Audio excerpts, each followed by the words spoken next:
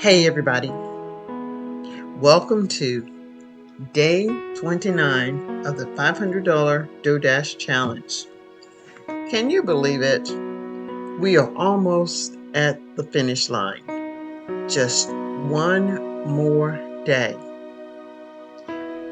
And here's the big question. What comes next?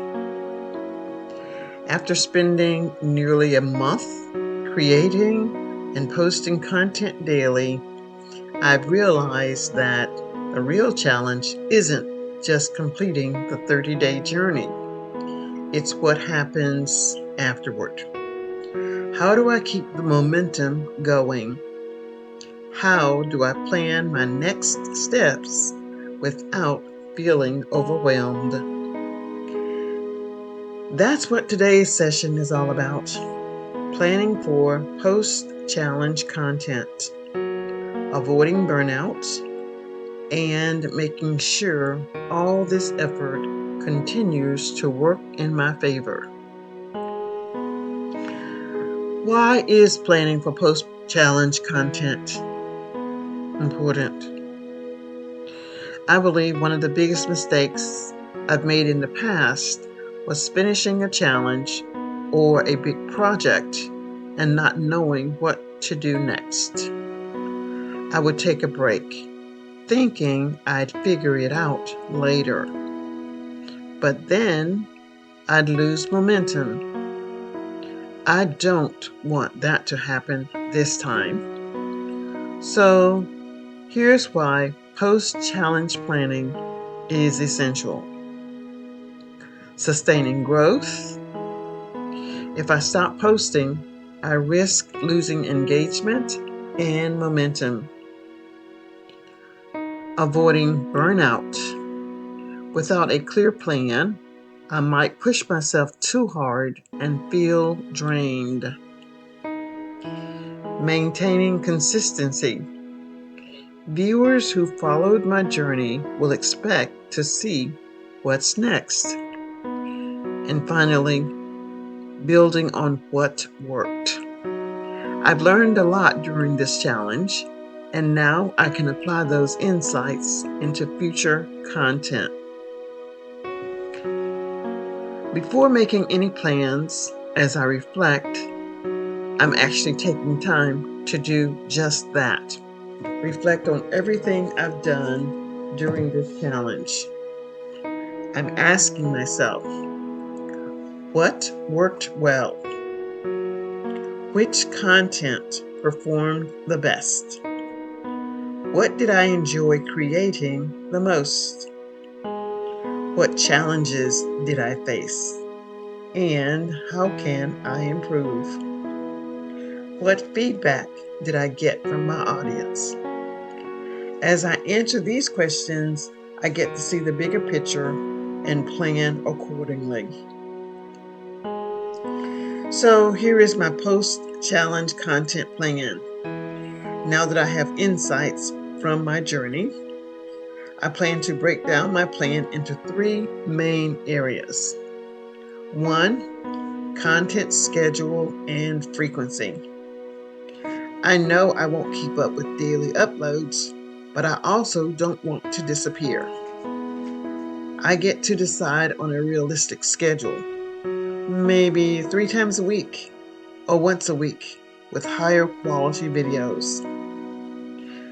I will plan my first few post-challenge videos in advance so I don't feel lost after day 30, which is tomorrow. Repurposing challenge content. I looked at my previous videos and see what can be repackaged, and I found 10 videos that I can repurpose. For example, I talked about my relationship with my mom who had dementia.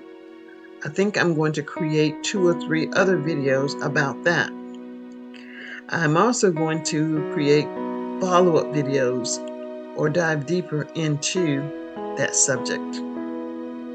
I'm going to turn some of my long-term videos into short clips to maximize visibility across platforms.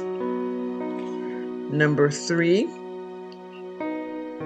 I am going to engage with my audience beyond this challenge. I've met a lot of wonderful people that are now subscribers to my challenge or subscribers to my channel. I will let my audience know what's next and ask them what they want to see more of.